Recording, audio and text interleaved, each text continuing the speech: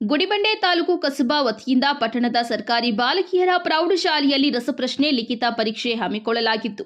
ಕಾರ್ಯಕ್ರಮವನ್ನು ಉದ್ಘಾಟಿಸಿ ಮಾತನಾಡಿದ ತಾಲೂಕು ಅಧ್ಯಕ್ಷ ಬಿ ಮಂಜುನಾಥ್ ಮಾತನಾಡಿ 70ನೇ ಕನ್ನಡ ರಾಜ್ಯೋತ್ಸವದ ಅಂಗವಾಗಿ ಕನ್ನಡ ಸಾಹಿತ್ಯ ಪರಿಷತ್ತು ನವೆಂಬರ್ ತಿಂಗಳಲ್ಲಿ ನೆಲ, ಜಲ, ನಾಡು, ನುಡಿ, ಕಲೆ, ಸಂಸ್ಕೃತಿ ಮತ್ತು ಸಾಹಿತ್ಯದ ಕುರಿತು ಪ್ರೌಢಶಾಲಾ ವಿದ್ಯಾರ್ಥಿಗಳಿಗೆ ಕನ್ನಡ ಜಾಗೃತಿ ಮೂಡಿಸುವ ರಸಪ್ರಶ್ನೆ ಲಿಖಿತ ಪರೀಕ್ಷೆ ಹಮ್ಮಿಕೊಳ್ಳಲಾಗಿದೆ.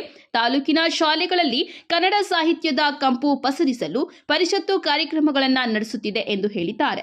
ತಾಲೂಕಿನ 10ನೇ ಪ್ರೌಢಶಾಲೆಯ 38 ವಿದ್ಯಾರ್ಥಿಗಳು ಪರೀಕ್ಷೆಯಲ್ಲಿ ಭಾಗವಹಿಸಿದ್ದರು.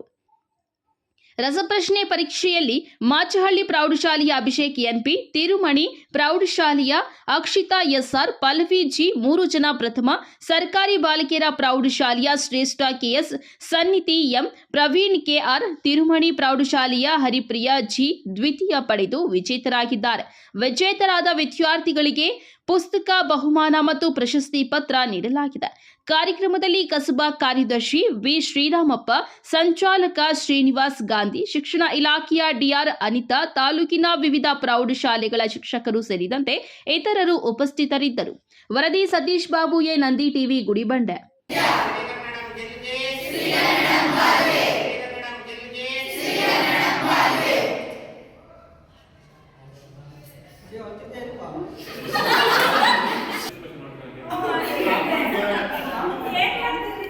ಒಂದು ನಿಮಿಷ ಆಗ